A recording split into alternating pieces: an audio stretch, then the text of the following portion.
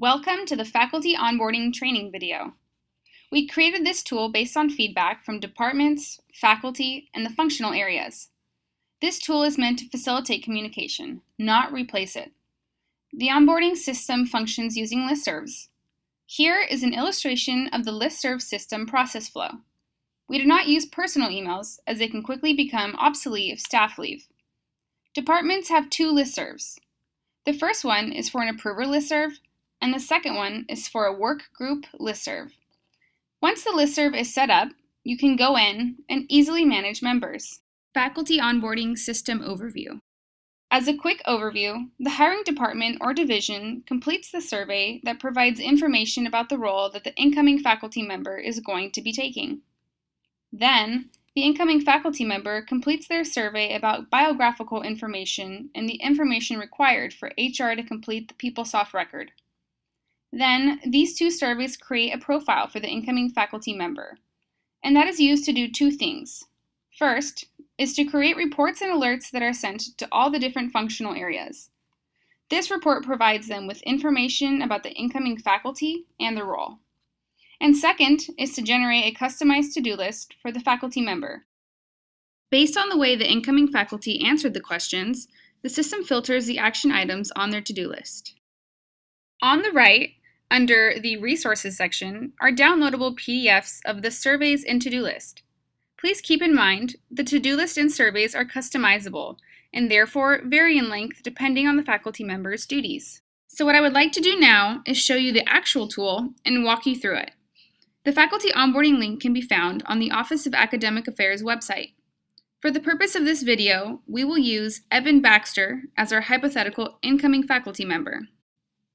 Here we have the main page. When the hiring department has decided that it is time to onboard a faculty member, they would go to this page. The first question that should be asked is, when is it time to onboard a new faculty member? Because credentialing requires long lead time items, we start early in the process. For professoriate, it is when the offer letter has been approved by Faculty Compensation and Office of Academic Affairs. Please note, our system is replacing credentialing's new applicant request form. In addition, all of the language that we use with the faculty member is the same that OAA uses, in that it acknowledges their faculty appointment has not been confirmed. For clinician educators, the process starts when the department has determined that the candidate will be hired. This is purposely vague because different departments will use the system differently. Therefore, as a group, each department will need to figure out what that trigger point is. So when it has been decided that the incoming faculty will be hired, click this link. Please note, a student ID is required to start this process. Here you will see the faculty onboarding request form. We remind you again, this is when you should start the process for CE and professoriate. The first part of the form is auto-populated based on the requester's student ID. Then we collect some very basic information about the incoming faculty. Please note, this is the name of the incoming faculty that is currently being used. We validate the legal name later on in the process. This process is designed on the assumption that every incoming faculty will be given a faculty onboarding contact. This is the person in the department that will be the primary contact for their onboarding. Sometimes that is an administrator or someone in faculty affairs. Again, that is determined by the workflow in each department. This is the person that will be referenced on the to-do list and will also be the key contact given to all the functional areas. Once this form is filled out, click Submit. The approver listserv then receives this email. Click here to review and approve this request. You will then be prompted to enter the incoming faculty member's last name. Approver Review Form.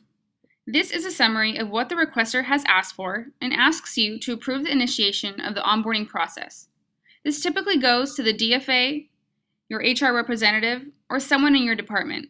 Again, each department will need to figure out who the appropriate person is. The second email. Once the approver review form has been approved, the workgroup listserv will then receive this email. Click to complete survey. You will be prompted to enter the incoming faculty member's last name. Hiring Department Division Survey. This is where we start to collect information about the incoming faculty's role.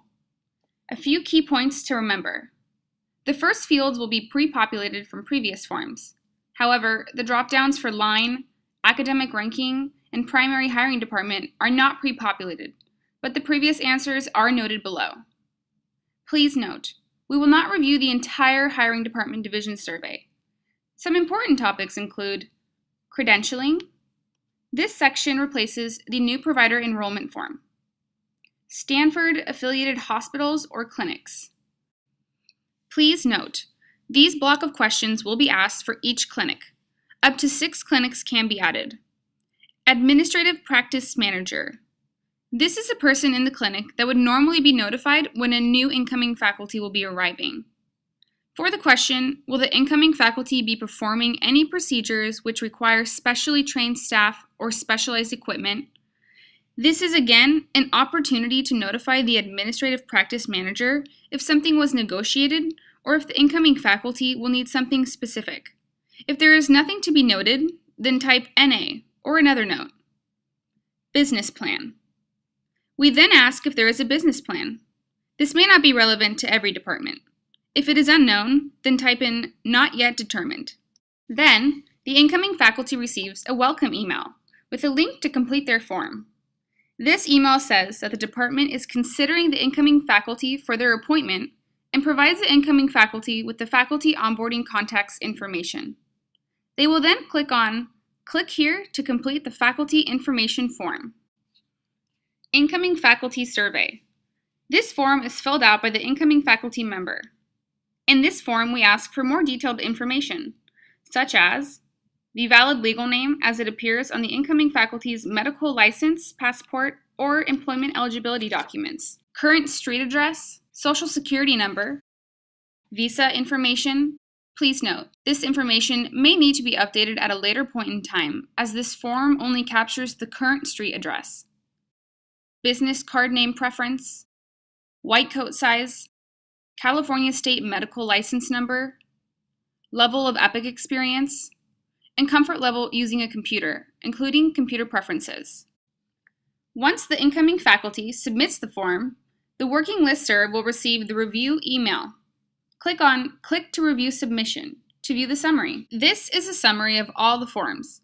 This allows the working listserv group to review the information before it is sent to the functional areas. There are 3 pieces of information that are excluded from this summary: demographic information, social security, and compensation. Please note that both the department and the incoming faculty can go back to the original link in their email and make changes at any time. The surveys will automatically update. Then click Submit. Alerts. Once the working listserv goes through the entire survey and approves everything, then all of the alerts are sent to the functional areas. One example would be the alert to HR. HR and credentialing are the 2 departments that receive this email with the Social Security number link. This is a very specific link that is based on student ID. Only those with authorization can activate this link. Once someone from credentialing and someone from HR has deleted the Social Security number, it is wiped from the system. Departments no longer need to provide the Social Security number to Office of Academic Affairs. Next, the incoming faculty receives this email. They will then click on the to-do list link. Please note that we will not review the entire to-do list. Again, a PDF sample is available under the Resources section in the Overview of Faculty Onboarding System link. To-do lists have checkboxes that represent action items. These checkboxes will not be submitted anywhere. Some topics include credentialing, provider enrollment, onboarding at affiliate sites, housing, student ID and email. We tell them to speak to their faculty onboarding contact about setting up their student ID and explain that faculty may have 2 Stanford IDs and email addresses. EPIC training, HR. This section is customizable. If your department does not typically send their CEs to the Welcome Center, we can take this off their incoming faculty to-do list. Badging, benefits, parking permits and Caltrain Pass, university required training, helpful links, archival email. 30 days after the target start date, the working listserv will get this email to confirm that the incoming faculty member was successfully onboarded. click on the Onboarding Confirmation link to be taken to this page. Again, you will be prompted to enter the incoming faculty member's last name. There will be 2 options to select, yes or no. If no is chosen, then enter a date to check in again on the status. We hope that this video has been beneficial. If you have any questions or feedback, you can use the contact information on the faculty onboarding website located in the questions section.